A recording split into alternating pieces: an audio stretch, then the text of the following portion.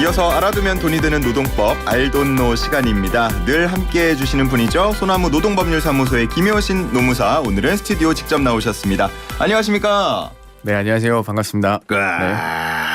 유튜브 댓글로 미실님, 야, 김효신 노무사님 스튜디오에 오신다니 정말 좋습니다 라고 하시는데, 네, 감사해요. 늘 궁금해하셨던 분들은 YTN 라디오 유튜브로 들어오셔서 실물을 확인해 주시기 바랍니다. 네. 우리 제작진들이 입을 모아서 하나같이 실물이 훨씬 더 낫다고. 네, 감사합니다. 자, 오늘도 좋은 말씀 나눠주실 거고, 또 청취자분들의 이 노무 고민도 풀어주실 텐데 벌써부터 상담 문자가 들어오고 있습니다. 샵 0945니까요. 일하면서 생기는 궁금증, 고민 있는 분들은 샵 0945로 보내주시면 되겠고, 오늘 특별히 또 함께 나와주신 김에 네, 지금이 무슨 기간? 청취율 조사 기간. 예, 라디오 청취율 조사 네, 기간이기 때문에 네. 오늘 슬라고시 문제를 같이 한번 내보도록 하겠습니다. 네. 자, BG 주세요. 애청자와 함께 호흡하는 애청자 최우선 프로그램이죠. 슬기로운 라디오 생활이 주최하는 슬라승배 슬라고시입니다. 당신의 오늘은 어제보다 똑똑하다. 여름이니까 아이스 커피, 얼음 동동 시원한 커피 한 잔 생각나는 여름, 그래서 준비했습니다. 슬라생도 듣고 커피도 마시는 꼭 먹고 알 먹고 커피 쿠폰 이벤트. 자, 라디오 청취율 조사 기간이죠. 지역번호 02로 전화가 걸려오면 꼭 받아주시고 대답을 해주시면 되는데요. 오늘 관련된 퀴즈를 준비했습니다. 문제 드립니다. 자, 정말 언제 걸려오나 간절히 바라도 걸려오지 않는 게 바로 라디오 청취율 조사 전화입니다. 만약에 받는다면 정말 복권 당첨된 격인데, 따르릉 따르릉 따르릉 따르릉, 선생님, 어제 어떤 라디오 프로그램 들으셨어요? 라고 묻는다면 슬기로운 라디오 생활이요 라고 스마트하게 대답을 해주시면 된다는 거 어제 저희가 퀴즈로 내드렸죠. 자, 그렇다면 다시 한번 질문이 들어올 수 있습니다. 그 방송 언제 들으셨나요? 자, 이 질문에는 어떻게 대답하면 될까요? 평일 오전 10시보다는 늦고 11시보다는 이른 중간 정도의 시간인데, 자, 정답 아시는 분은 단문 50원, 장문 100원, 샵 0945로 보내주시면 되겠습니다. 자, 우리 노무사님도 늘 함께 해주고 계시니까 어떻게 대답을 하면 될지 아시죠? 뭐 한 10시 반 정도에 들었습니다. 이렇게 얘기하면 되는 거 아니에요? 네. 그게 저희 퀴즈인데요. 네. 예, 뭐 답을 점점점. 알겠습니다. 뭐 힌트를 달라 그랬는데. 예. 여튼 샵 0945입니다. 저희의 방송 시간. 그러면 뭐 언제부터 언제까지인지 이렇게 보내주시면 되겠네요. 네. 자, 정답 맞춰주신 분들께 커피 쿠폰 포함해서 저희 준비된 선물도 드리는데요. 오늘 선물 소개 특별히 노무사님과 함께 전해드리도록 하겠습니다. 정직한 건강식품 전문점 빅스라이프에서 활력소 침향 청심단 3천 선물 세트와 로얄 아르간 커넬 오일 선물 세트, 88년 전통의 이탈리아 명품 커피 1,2커피에서 프리미엄 스틱 원두 커피 세트, 햇섭 인증받은 7분 밀키트, 천명 시식평가단이 만든 은금 떡볶이에서 떡볶이 키트 3팩, 유산균이 가득 청정지역 의령 야베스 목장에서 직접 만든 쫀득한 수제 요거트 과일 세트를, 정직한 셀프 세차용품 오토 그루밍에서 자동차 스크래치는 지우고 광은 살리는 매직 크림, 100% 국내산 농산물로 만들고 아삭하고 깔끔한 맛이 일품인 평양숙 최양락의 맛있는 옛날 김치 10kg을, 소다스쿨에서 베이킹소다 세제 세트를, 물 없이 머리 감고 샤워하는 베리코트 노워트 샴푸와 바디워시를, 이거 틀리면 안 돼요. 다시 해주세요. 물 없이 머리 감고 샤워하는 베리코드 노워터 샴푸와 바디워시를, 한국 전통 궁중병과 수병과에서 호두전과를 드립니다. 자, 여기까지입니다. 선물 소개를 아까 그 시원하게 이렇게 해주신 것처럼 잘 읽어주시지 그랬어요. 네, 죄송해요. 네. 예. 자, 오늘 저희 프로그램 방송 시간을 맞춰주시는 게 주관식 퀴즈입니다. 샵 0945로 보내주시면 되겠습니다. 자, 오늘 이제 본격적인 또 이야기를 해보도록 하겠습니다. 오늘 주제는 일을 하고 나서 급여를 못 받는다면 어떻게 해야 할까? 이 부분에 대한 내용인데, 자, 일단 체불 신고를 한다라고 한다면 그 상대는 그 나한테 월급을 주지 않는 사장이 되는 건가요? 네, 그렇죠. 원래는 상대방이 저를 고용한 사업주가 되겠어요. 그래서 개인 사업주라고 하면 그 개인 사장님이 대상이 될 거고요. 네. 대신에 이제 그 법인으로 개인 사업장에서 법인으로 전환되었다고 하면 그 법인이 민사 책임 그러니까 그 임금 체불에 대한 책임을 지는 거지만은 그 형사 책임은 체불 당시에 사업주가 누구인지에 따라서 달라지는 거거든요. 아, 그러니까 민사 책임과 그렇죠. 형사 책임의 소재가 달라질 수 네, 있다. 네, 네, 맞아요. 좀 복잡하네요, 진짜. 그러면은 그 지급해야 임금 체불이 된 것을 지급해야 할 민사적 책임과 네. 근로기준법 위반에 대한 책임을 질 형사 책임을 좀 다르게 볼 수 있다라는 맞습니다. 건데 네네. 좀 더 자세히 설명을 해주세요. 사실 이제 우리 주식회사라는 건 이제 법인이죠. 이제 네. 법인에서 임금 체불이 되면 그 법인 회사 그 자체가 책임을 지게 돼요. 그래서 이제 대부분의 이제 우리 임금 체불 당하신 분들은 그러니까 어떻든 회사가 체불이 하면 대표가 모든 책임을 질 줄 알고 네. 예, 그 대표의 개인 재산에 이제 주목하게 되는데요. 이게 이제 그 법인의 대표는 결국에는 형사적 책임, 근로기준법 위반에 대한 책임만 있는 거지 그분한테 임금에 대한 민사적 책임은 없거든요. 그래서 대표 개인 재산에는 압류를 못하게 됩니다. 나중에 이제 그거 알고 계시면 되고요. 예. 결국에는 이제 개인 사업장 같은 경우에는 민형사 책임을 오롯이 다 지게 돼 있어요. 그러니까 개인 사업주 뭐 재산이 있으면 그 재산에 대해서 압류나 경매 처분에 들어갈 수 있는 거고요. 그다음에 뭐 다들 아시겠지만 임금 체불 그 형사 책임의 이제 주체는 그 만약에 임금 체불이다. 그러면 임금 지급 당시의 사업주고요. 퇴직금의 체불이다. 이거는 퇴직 당시에 이제 법인 대표자가 되겠습니다. 네. 요즘에는 회사들 뭐 합병하거나 양도하는 경우도 있고 그렇죠. 근로하시는 분들 입장에서는 이런 세세한 내용들에 대해서는 모르는 경우도 있는데 네. 그럴 때 나도 모르게 사업체가 변경됐다라고 한다면 어떻게 됩니까? 이게 맞아요. 큰 회사들 같은 경우는 포괄 양수도 계약할 때 뭐 어떤 우리 근로자들이나 그런 관심을 자꾸 지켜보게 되는데요. 일반적인 우리 그냥 일반 가게나 조그마한 회사들 사이에서는 네. 이 포괄 양수도 계약이 이루어지면 잘 모르세요. 그러니까 이제 원래는 이제 그냥 개인 사업체에서 법인으로 전환하시는 경우가 많거든요. 근데 그때는 사실 두말할 것 없이 근로관계 존속 그대로 됩니다. 왜냐하면 그냥 물적 인적을 다 그냥 포괄해서 다 양수 받거든요. 그러니까 그건 상관이 없는데요. 근데 이제 다른 사업체가 이제 명과 사업주가 바뀔 때가 문제가 돼요. 그러니까 그때 그 두 분의 이제 그 두 당사자 간의 계약에서 뭐 물적 저기만 시설만 그 양수받고 다른 그 고용관계는 승계하지 않다거나 그 고용관계만 일부만 승계한다고 했을 때가 문제가 되는 거거든요. 그래서 만약에 그 전에 이제 그 전 사업주에게 체불이 발생했다고 하면 결국에는 이 일부만 승계됐을 때는 그 전 사업주한테 그 임금 체불의 책임을 물어야 되는 그런 사례들이 발생하고 있습니다. 그럴 네. 수가 있군요. 네네. 그리고 이 사업체 쪼개기를 통해서 체불이 발생하는 경우가 있다라고 많이 들었는데 네. 사업체 쪼개기라는 게 뭔가요? 사실 이거는 하나의 사무실에서 법인 여러 개를 설립하는 거예요. 예, 대개 보면 이제 뭐 이거는 쬐끄만한 회사들은 그냥 너무나 만연해 있는데요. 그냥 같은 호실 안에서 A라는 법인과 B라는 법인, 심지어는 C라는 법인까지 같이 공존하고 있는 거예요. 그럼 같이 같은 공간에서 일하고 있는데 다른 회사 사람들이네요. 따지고 그렇죠. 보면. 따지고 보면 명확하게 법으로 하면 다른 직원들인데 실질적으로 뭐 같이 밥 먹고 다 같이 생활하고 예. 4대 보험이나 이런 근로소득 신고나 다른 회사에서 이루어지고 있는 이런 형태거든요. 네, 그렇기 때문에 이게 처음에 이제 이걸 체불을 발생시키려고 이렇게 나눠놓은 게 아니고 네네. 어떤 그 목적에 의해서죠. 어떤 뭐 관급 공사를 수주하기 위해서는 뭔가 인원이 마련돼야 되는 그러니까 필수 인원이 있어야 되는 그런 요건들을 채우기 위해서 하는데 이게 회사가 어려워지면 이게 이상하게 나뉘게 되는 거거든요. 그래서 심지어는 여기에 책임을 물어야 되는데 못 묻고 다른 그 사업장에 소속돼 있어서 결국에는 못 묻게 되는 그런 경우들이 발생을 해요. 그렇게 되면 결국에는 이 체불된 근로자가 그 이 하나의 사업이라는 걸 입증하라는 그 입증 책임을 돌리거든요. 이게 그거 쉽지 않겠는데요? 네, 그래서 이게 참 아직까지는 불완전한 것 같습니다. 네. 현재는 그런 상황이다. 그렇죠. 그런 그치요? 상황에서. 예. 그래서 이제 체불 발생했을 때 그런 경우가 있으니까 좀 주의 깊게 좀 잘 주변을 잘 살펴봐야 될 것 같아요. 예, 평상시에. 뭐 살피면 알 수 있는 내용들인가요? 왜냐하면 쪼개기를? 왜냐하면 이 근로자분께서는 자기가 소속이 자꾸 옮겨 다니는 건 잘 모르시거든요. 네네. 그러니까 그 소속이 자기가 어디에 돼 있는지 내가 근로계약한 사업주와 내가 지금의 사대보험 등록이나 그런 근로소득 신고된 사업장이 같은지를 조금 염두에 두고 살펴보셔야 될 것 같아요. 그러면 4대 보험 그 네. 확인하러 들어가서 그렇죠. 내 사업장이 지금 피보험 이력이 어디에 올라가 있느냐. 예. 나도 모르게 바뀌어 있을 수가. 그렇죠. 왜냐하면 나도 모르게 바뀌어 있을 때가 문제거든요. 네. 알겠습니다. 네.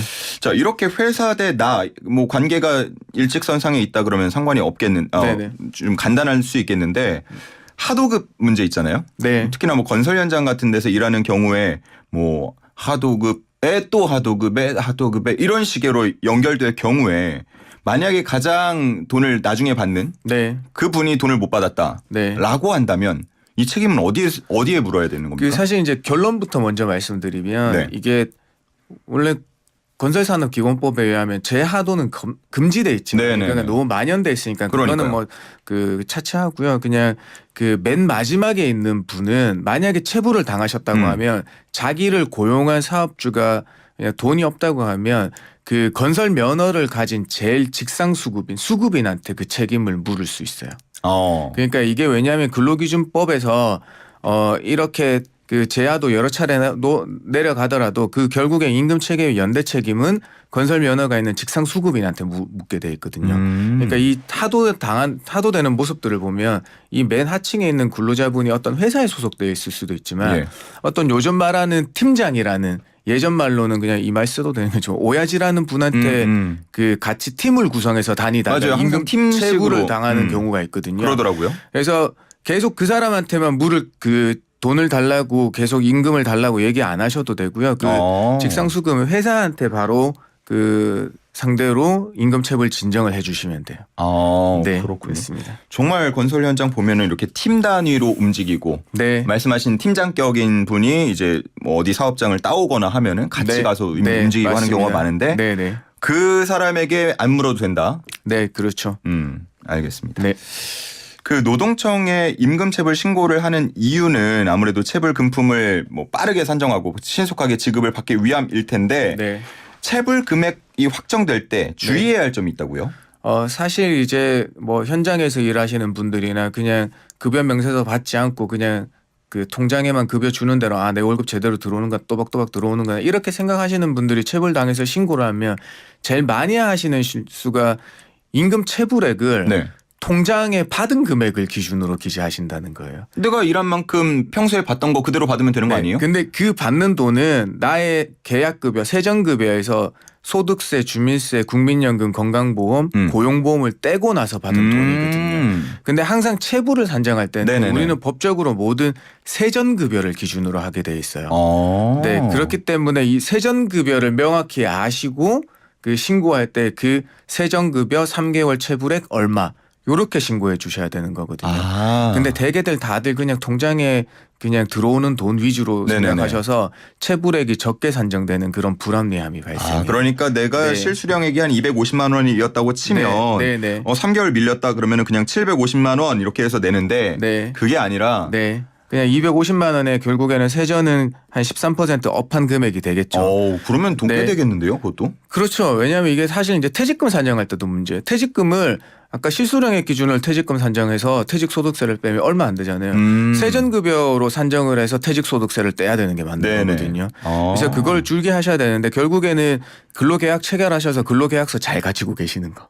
네, 그거 아니면 뭐 회사 다니던 와중에도 급여 명세서 요즘에는 급여 명세서에 그 계산 방법을 기재하게 돼 있으니까 예. 그 급여 명세서라도 받아서 보관하고 계시는 거예요. 왜냐하면 일하시다 보니까 그걸 주더라도 사실 크게 대수롭지 않게 맞아요. 회사가 잘 주겠지 해서 그냥 어디 놔뒀는지 모르시고 그런 부분이 맞습니다. 있으시거든요.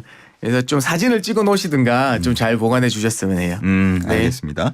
이 임금체불은 반의사불벌죄라고 하는데 그러면은 피해자의 의사에 반해서는 처벌하지 않는다. 이게 긍정적일 수도 있을 것 같은데 또 안 좋은 면도 있을 것 같고요. 어떻습니까 현장에선? 네, 사실 이게 반의사 불벌제가 아니라 제가 찾아보니까 2005년도에 도입돼 있다고요. 그때는 임금 체불이 하도 많이 발생하니까 그 반의사 불벌제를 이용해서 체불 청산 가능성을 높이려고 도입을 했다고 하거든요. 근데 이거는 지금은 조금 퇴색된 것 같아요. 그 취지가.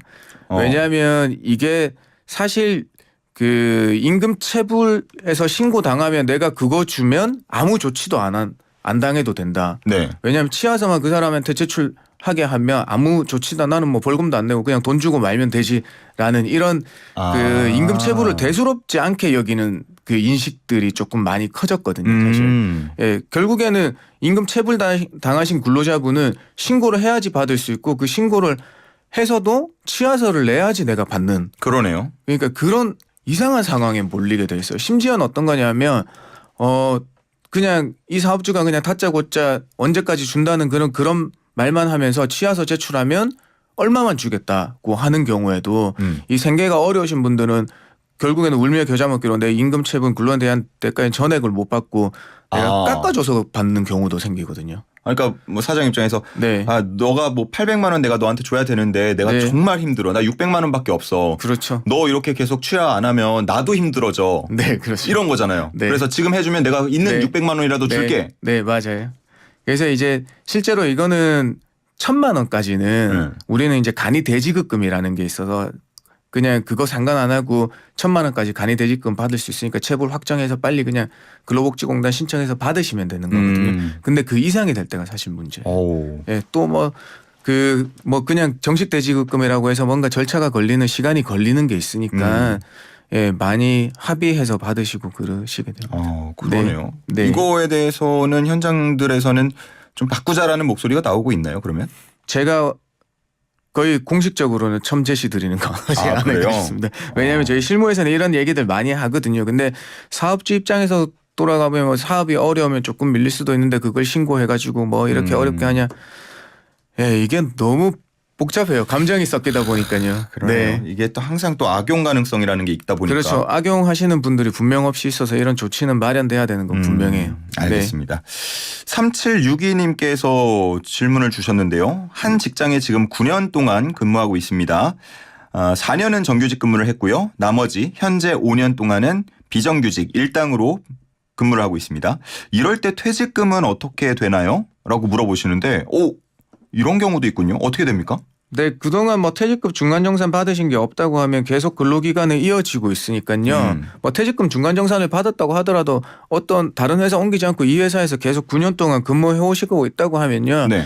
그 마지막에 어떤 퇴직연금에 가입돼 있지 않나고 하면 마지막에 그 3개월간의 임금 총액을 계산한 일일 평균 임금 가지고 재직일수 곱해서 받으시면 돼요. 네, 그래서 대개 다들 분들이 일당제면 일용직이면 퇴직금이 없다, 알바면 퇴직금이 없다 이런 생각들을 많이 하시는데요. 네네. 제가 누누이 말씀드리지만 일주 평균 15시간 이상 일한 주수가 52주 1년이 넘으면 퇴직금 받으실 수 있어요. 네, 그러니까 불안해 않으셔도 돼요. 이분은 뭐 정규직에서 왜 일당제 일용직으로 넘어가셨는지 모르겠지만 네, 계속 일하시고 있다고 하면 네, 받으실 수 있습니다. 혹시 그게 뭐 정년이나 나이 때문에 넘어간 거면 어떤가요? 네, 만약에 정년 퇴직하고 촉탁으로 일당제로 일용직으로 고용되셨다고 하더라고요. 그럼 정년 퇴직할 때 퇴직금 받으셨잖아요. 네. 그러면 촉탁으로 재고용됐을 때는 안 받으셨을 거란 말이에요. 그 이후로 계산하시면 돼요. 중간에 퇴직금 중간정산을 받으셨다고 하면 적법한 퇴직금 계산해서 그 중간정산액 받은 건 금액 빼고 나머지 차액분 청구하시면 돼요. 뭐 이러나 저러나 걱정할 거는 네, 없는 맞습니다. 상황이네요. 법적으로 보자면. 네, 법적인 이제 중간정산이 뭐 다른 8가지 10가지 요소 적법하게 받았다고 하면 그때부터 기산해서 나머지 금액들 받으시면 되고요. 알겠습니다. 너무 큰 걱정은 안 하셔도 될 것 같고요. 네. 그리고 저희 마지막에 그 임금체불 얘기하면서 신고 취하 뭐 이런 얘기 했었잖아요. 네네. 신고를 취하했는데 일부만 지급을 받고 남은 금액은 계속 미루고 있대요. 이럴 때는 또 다른 조치를 할 수 있는지 물으셨습니다. 사실 취하를 하시면 동일 건에 대해서 재진정 못 하세요. 같은 건에 대해서는? 네, 진정을 못 하시는 거예요. 그러면 못 받는 거네요? 네, 그래서 그렇기 때문에 요거는 만약에 일부 지급 받으시고 그 3년 3개월분에 그러니까 최우선 변제금이 아직까지 남으셨다고 하면 그 나머지 금액에 대해서 아까 말씀드린 간이 대지급금 이용해서 거기에 근로복지공단에 청구해서 청산받으실 수도 있어요. 네. 네. 그래서 요게 남으신 금액이 결국에는 최우선 변제금, 최종 3년분의 퇴직금과 최종 3개월분의 임금에 속하는지가 중요하거든요. 그래서 만약에 거기에 해당된다고 하면 네, 거기 이제 우회해서 나머지 받고 근로복지공단은 그 사업주한테 구상권 청구하고 네. 네, 그렇게 됩니다. 그러면 취하할 때 네. 내가 돈을 받은 후에 취하를 해야 되는 거예요? 왜냐하면 사실 동시이행이 원칙이죠.